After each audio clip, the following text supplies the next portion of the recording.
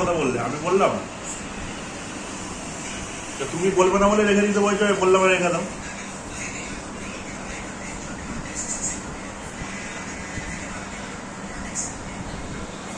Help করিস না।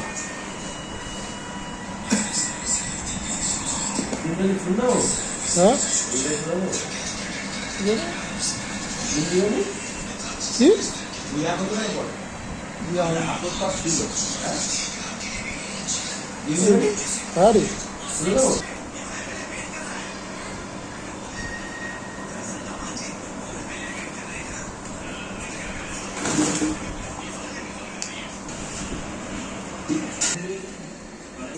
দেখতে পাচ্ছ গাইস কীভাবে বিরিয়ানিটা আমাদের হচ্ছে।